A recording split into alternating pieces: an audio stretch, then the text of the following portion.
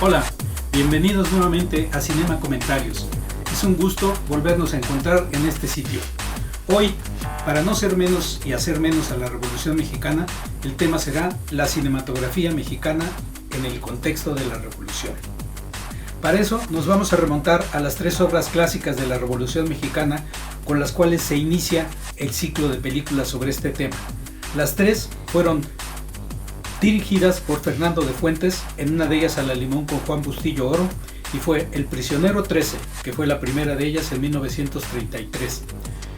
Le siguió El Compadre Mendoza, 1934, y Vámonos con Pancho Villa, 1936, considerada en su momento la película más cara del cine mexicano, pues costó $1 millón en esa época, y fue, junto con Allá en el Rancho Grande, las que abrieron en la cinematografía mexicana al mundo.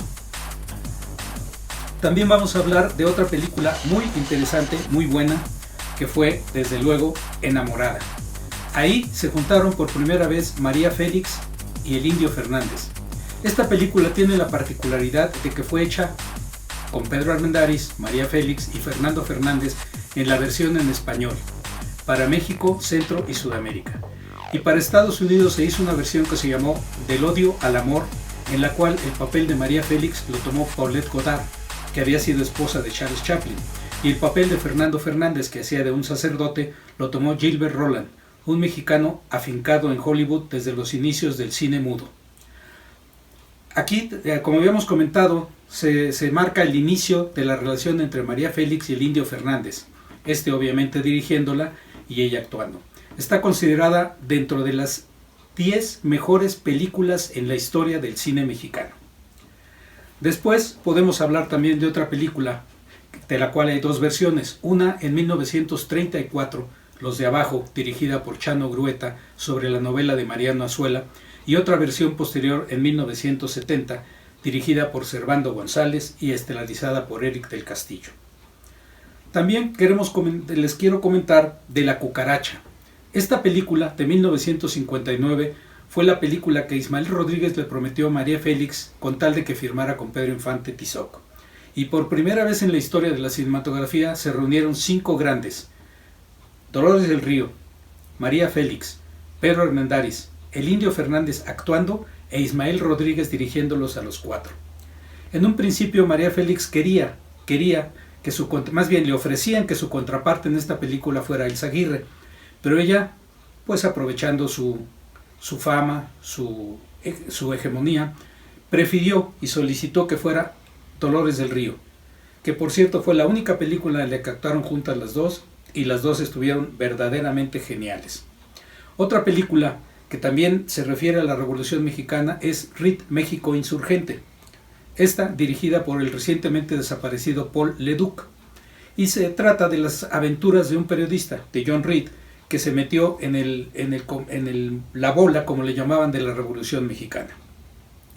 Otra película que no es mexicana, obviamente es norteamericana, es Viva Zapata, dirigida por Elia Kazan, con un libreto de John Steinbeck, que había sido ya galardonado por su obra Viñas de Ira, que también fue llevada al cine, y nada más y nada menos que es por su otra obra con la cual debuta James Dean en el cine, Al Este del Paraíso. Esta película trató de recrear un personaje un poquito idealista de Zapata, en el cual todos eran enemigos de él, empezando por su hermano Eufemio, estelarizado por Anthony Quinn, y una hermosísima mujer que aparece, que es su esposa Josefa, estelarizada por Jim Peters.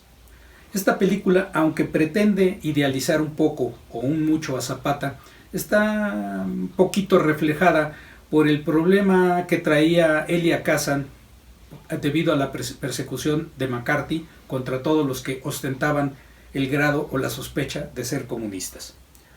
Una película que totalmente también es norteamericana, aunque hecha en México, fue Gringo Viejo, estelarizada por Gregory Peck, Jane Fonda y Jimmy Smith, sobre una novela de Carlos Fuentes. Se refiere a la vida de un periodista, Ambrose, que existió, que fue periodista, escritor y que le gustaba la aventura y sobre todo estuvo mezclado en el movimiento revolucionario inclusive hasta peleando en el movimiento revolucionario en algunas batallas. No se supo cuándo falleció porque desde 1914 no se volvió a saber de él, ni dónde quedó, ni qué le pasó. Y finalmente, como epílogo del cine revolucionario, podemos mencionar La sombra del caudillo, una película que, aunque fue hecha en 1960, se estrenó hasta 1990 por problemas de censura gubernamentales. Se las recomiendo mucho para que identifiquen a los personajes. Obviamente es el movimiento post-revolucionario y todos los tejes y manejes que había, que hasta la fecha todavía siguen, para quedarse con el poder y ser el líder absoluto, no solo del país, sino del partido político que representaban. Ha sido un placer y los espero ver pronto por aquí. Saludos.